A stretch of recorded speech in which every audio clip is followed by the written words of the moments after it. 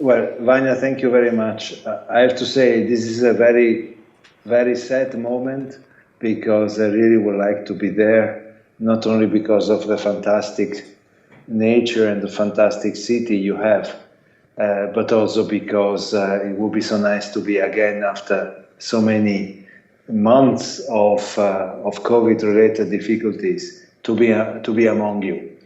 Um, I I apologize for the long curriculum vitae that you just heard.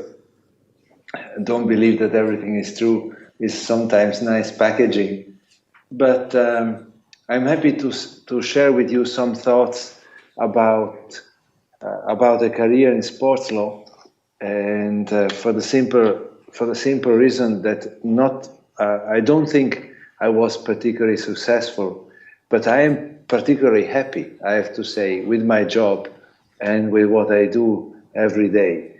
To start with, even though I know you are all fantastic students, and I thank Vanya for inviting me, and I thank the university for organizing this event. I thought, let's spend 1 minute to think about what is actually a sports lawyer. A sports lawyer is a little bit a strange animal because if you say I'm a banking lawyer, you will know a lot about banking law. If you are a tax lawyer, you will know a lot about tax law. But a sports lawyer, sports law, I always say, does not exist almost. Why?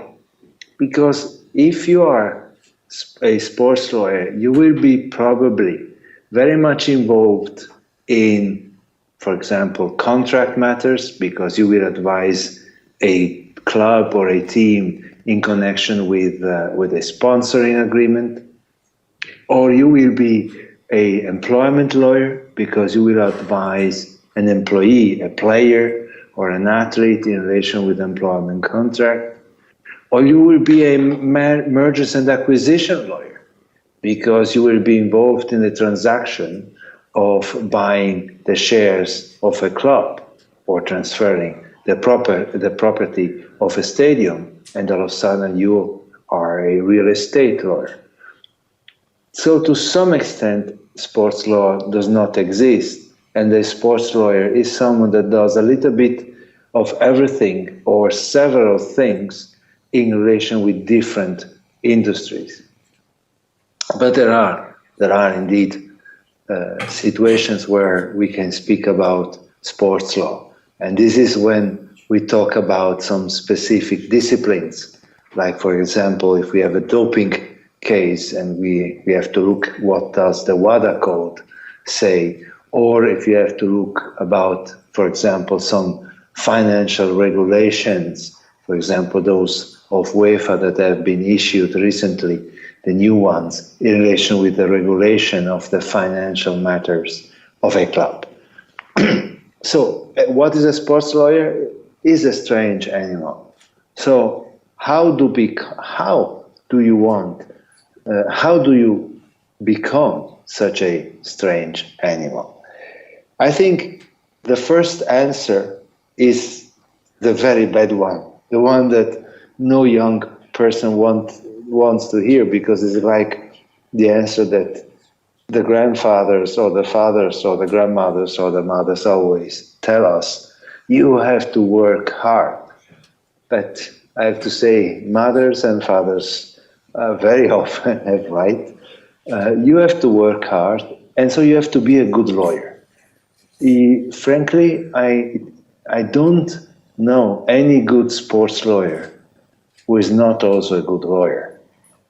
And as stupid as this sentence may sound to you, I really think that for the reasons we just discussed, that you will have to do with contracts or employment or M&A or taxes, you have to be really a strong lawyer. Because when you have the chance then to work in the sports industry, you will have to show that you are good, that you are strong. Of course, this doesn't mean that in order to be a sports lawyer, you have to be a fantastic tax lawyer, a fantastic real estate lawyer, or a fantastic contract lawyer. No, it is sufficient, of course, to be strong or good or very good in at least one of these sectors. Then something that I already a little bit said is when you get the chance to do something. Yes, you have to get the opportunity.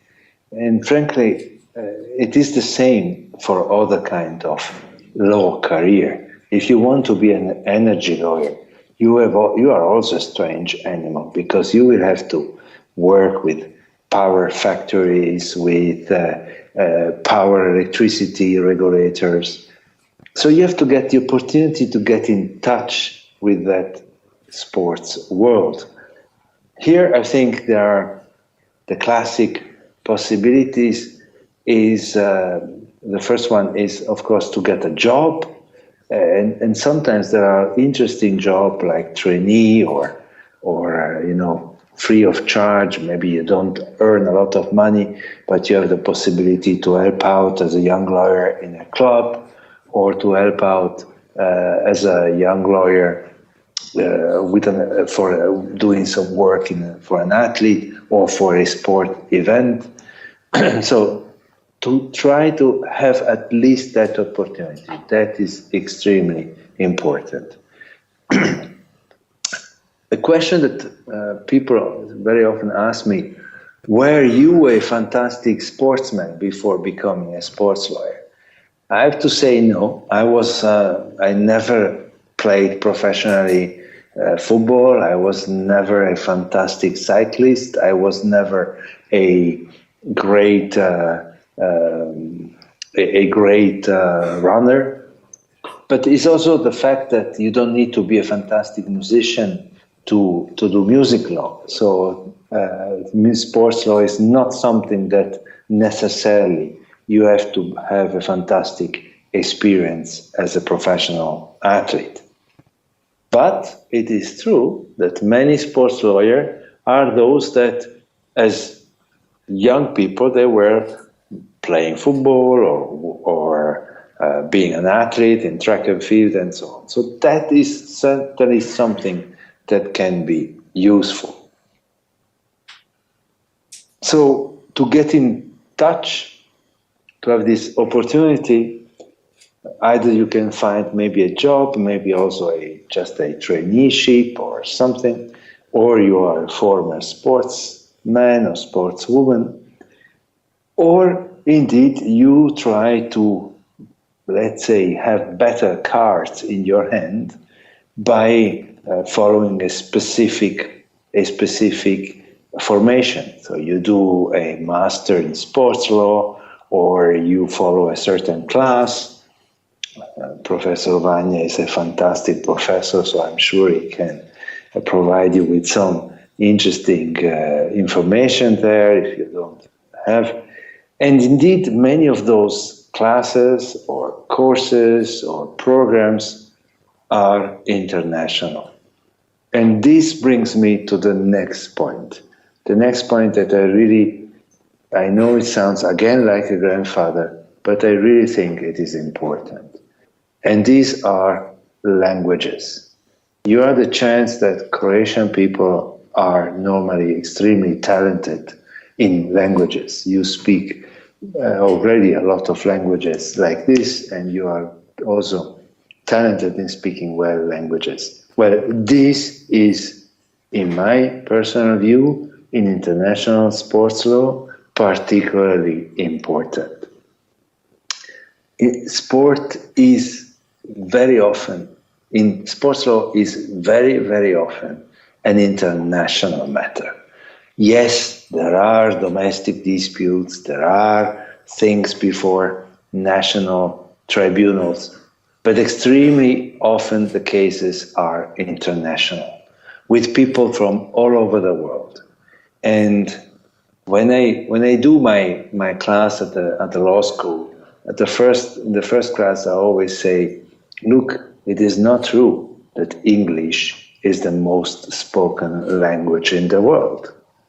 What is true is that bad English is the most spoken language in the world. And this is absolutely fine. My English is not great. The English of another person is not great. This language that we must find the power or the courage to speak, we can get in contact. So yes, English is particularly important, but other languages as well. And I'm sure you can have a marketing advantage to find a job or to find a client, even more important, by speaking several languages. Finally, there is one word that I don't like at all, which is networking. People think that networking means to have a lot of contacts, to have 5,000 contacts on LinkedIn or 10,000 contacts on Insta or whatever. The network is not there. Network is to have the joy first, and then the capability second, to establish relationships with several people, possibly several people of several countries, possibly several people of several sporting disciplines. These allow you to get in contact with these opportunities to do some jobs, opportunities to have some clients that can be of interest for you to work for. So this is what I would say, probably what I would tell to a young brother or young sister or son or daughter of me. You want to become a sports lawyer? Number one, first, study art in order to be a very good, very strong lawyer. Second, try anything you can to have a certain job opportunity, to get in touch with some real work. Three, and to obtain this, it is not necessary that you have to find a fantastic, super job first. It is sufficient to start with something. And then, yes, if you see the ball coming, grab the ball and play with it. So don't be afraid to try. And here, if you have the language skills, it will be easier for you to say to yourself, okay, I try. You know, my native language, my mother language is Italian, but I studied in Zurich, and in Zurich University, the language was German. And I tell you, for an Italian mother language speaker, German is a terrible language. Probably not only for an Italian mother language speaker. Anyway, it was not easy at the start. And I know it's like when you start to swim or when you want to jump from 10 meters platform, you have to say, okay, 1, 2, 3, let's go. And this is a little bit a secret, to be able to tell to yourself, okay, 1, 2, 3, let's go and jump out in real life. If you can have some specific education, that's wonderful. And if you have the possibility to establish relationships, that will be also important. In relation to this, to the relationships, may I add one thought? There are in several countries sports law associations. There are in several countries conferences, seminars, like for example arbitration seminars in sports-related arbitration. That could be also something very, very interesting and very helpful. For example, in Switzerland, the Swiss Sports Law Association is an association that does a lot of programs also with specific good prices for students and so on. So if you see something like this, again, 1, 2, 3, and jump. Now, we said what is a sports lawyer, and we said how to become a sports lawyer. May I conclude these first short remarks, and then I will ask Vanya if there are questions out of the gremium, out of the participants. My first interim conclusion will be why you want to become a sports lawyer. Because it is not sufficient to know how or to know what, but the real question is, why do you want to do something? Is it because you want to earn a lot of money? Well, then I have to say I'm not entirely sure this is the number one choice, because sports law, yes, can be extremely interesting practice, etc. But maybe, I don't know, there are other fields, depending on the country or the city you live, that are better in order to earn more money. So I would not say money should be the reason. Is it because you love sport? Well, I think this is an excellent starting point. If you don't like sport at all, it is probably difficult to become a good sports lawyer, because if it is like if you ask me why you are not an insurance lawyer, I really don't like insurances. When I have to do something for my insurance, car insurance or whatever, I really don't like that. So I could not possibly be a good insurance lawyer. So yes, a certain love for sport or certain interest for sport is certainly useful. There is another point that is useful in order to say why you want to become a sports lawyer. And here I want to address all the young women that are sitting in that room and listening to me. For a woman, I believe this world is still more difficult and more difficult than for a man. And this is not right, but this is true. I have to say that in sports law, in international sports law, I am very happy to see that the number of successful professional women lawyers is increasing a lot. And I would even dare to say that the number of successful women sports lawyer is higher than the number of successful women in other fields of law. So this diversity is certainly a good reason if, for example, you fear as a woman that you will be not treated very well in another law sector. Well, I can say the sports law sector is a sector where a woman can, in my humble point of view, develop probably a little bit better or a little bit easier than in other sectors. Another thing is, even though when Vanya was reading these biography notes, I felt a little bit, actually I felt quite very old, because speaking about Hall of Fame is like if you are already very close to be sent to the elderly house. There is nevertheless something that I dare to say, which is international sports law is a field where there are a high number of young lawyers. If you start other fields, maybe you will have, I don't know, the typical dozens of professors, very old, very strong, very capable, and you start in a big law firm in a certain other field, you will have a lot of very senior partners that know exactly where the path goes. In sports law, I have to say, it's a little bit more a young to be developed world. And so this is, if you want, a certain additional diversity. Finally, why to do sports law? Well, it's not sufficient to have a love for sport.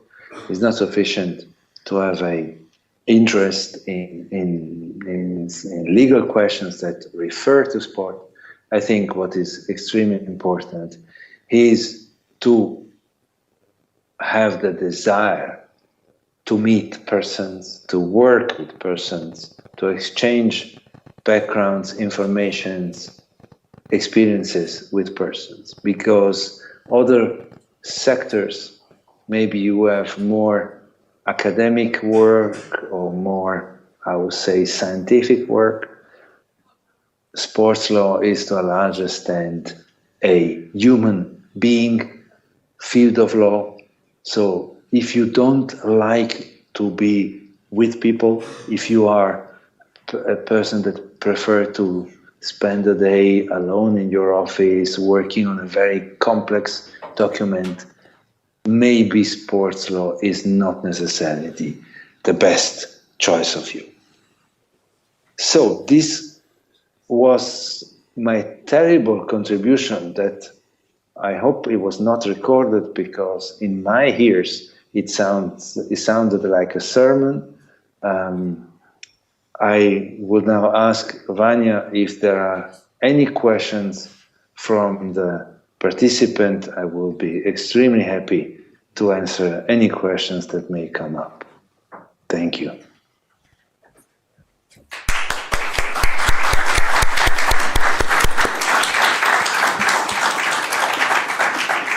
Thank you, Michele, very much. Yes, we have a few questions from the audience. One question is connected to the COVID-19 pandemic, and how the COVID-19 pandemic actually affected the sports system and even the sector of sports lawyers in that regard. We know that a lot of clubs had enormous problems due to the COVID pandemic, and what are your thoughts about that question? Very good question. If I speak a little bit slow, it's also because I'm not always entirely sure how fast the signal is. Vanya, you can confirm to the audience that I am not as old that I have necessarily to speak so slowly. COVID, I think for international sports law sector has been a little bit a huge luck and a huge problem at the same time. The huge luck was that, as in other sectors possibly, there have been a lot of new experiences, for example, in relation now with this Zoom or Teams link we have. Frankly, if you would have asked me 3 years ago, before COVID, can you come attend this conference, I would have never imagined that it is so easy to click and be there, almost be there with you. So, for example, as I think you mentioned, I am very often active as an arbitrator at the Court of Arbitration for Sport. And with COVID, we started to do hearings with online, like this conference, like my participation here. Now, of course, this is not exactly the same to do a conference in person. I would probably be funnier if I would stay there, and it would be nicer afterwards to share the aperitif with you and so on. But frankly, for some parties, let's make the example. I had a case of a football player from Ecuador fighting against a club for a certain payment of, let's say, 150,000 US dollar, so less than 200,000 euro. So a dispute of less than 200,000, a player from Ecuador with a lawyer from Ecuador fighting against a club from, I think it was an European club. Can you imagine the cost for the lawyer and for the player to take the plane, go to Europe, to Switzerland in particular, and have the case hearing in Lausanne in person? So for that player, it has been fantastic that thanks to COVID, the hearing was taking place online. The second point is the difficulty, well, beside the financial difficulties and beside all the people that lost family members, we should not forget that, or had very big physical difficulties, I found that indeed, for me, it was easy to keep contact with some friends, because if you have already this close relation with someone, it is a little bit easier to stay in contact, even though if you don't see each other. But if you are starting your job, this is something that makes your start more difficult. I think attending conferences, go to seminars, and so on is extremely helpful, in particular when you start to live. So in relation with the sports law career, I would say COVID has been certainly a challenge for many people, but has also taught us, which is maybe also good for the environment, it's not only bad, that maybe we don't need to take a flight every time. Sometimes we can solve the problem with a Zoom or a Teams link. Thank you, Michele. Yes, and I must add that you are like a star, we may say, for the sports law. Like the nice shirts we can see in your back, one of the greatest, if not the greatest, sports lawyer in the world. But we have the last question asking what was maybe the most difficult case you had before CAS, or maybe the case which actually make you think a lot about the final award. And we know that you were part of a lot of panels or even sole arbitrator in some of the most important cases that were before CAS. So which one would maybe be the one you would like to highlight? Okay, if I can answer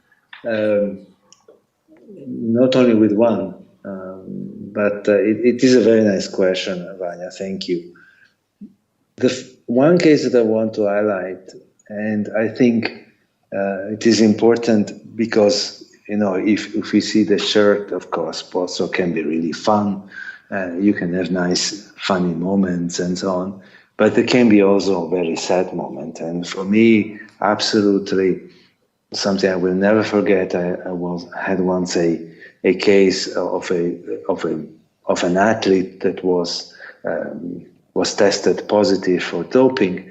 So she appealed to CAS, and she was not speaking English, so she had a translator. I don't want to mention the country she was coming from, but it was from let's say East Europe, and we were asking questions about the facts, what happened, and so on, and she was giving answers, and then translator was translating the answer to us. And all of a sudden, the translator, not the athlete, the translator starts to cry. And I was a chairman, I felt very bad. I said, sorry, let's stop immediately here. Did I do a mistake? Did I say something wrong? I don't want to offend someone. And the translator said, no, I'm sorry, Mr. Chairman. She said something. I know her and I know her family. And she said that she had to get pregnant through a coach because during pregnancy, the doping tests are not as reliable as outside of that period. So she was kind of forced to get pregnant by the coach. And you can imagine this is a very, very sad story. And of course, for the translator, that was a very sad moment, knowing the family. But I have to say also, I was also feeling really sad. And so that was one of the most difficult moments at CAS from if you want, emotional point of view. Less emotional, but also interesting was when I had basically to decide which of two football clubs in Switzerland will win the Swiss national championship. And my wife said to me, if the fans of those who lose come to our house, I will kill you. I said, okay, let's hope not. So that was from a passion point of view, the most difficult one. The most interesting one is easy, is always the next one. So the next hearing I have is next Tuesday, and that is at the moment, for sure, the most interesting CAS case. Thank you, Michele. Thank you very much. Thank you for being and staying with us. And let's hope we'll meet again in this beautiful Opatija in Croatia very soon, if not for the FLP, for some other nice opportunity.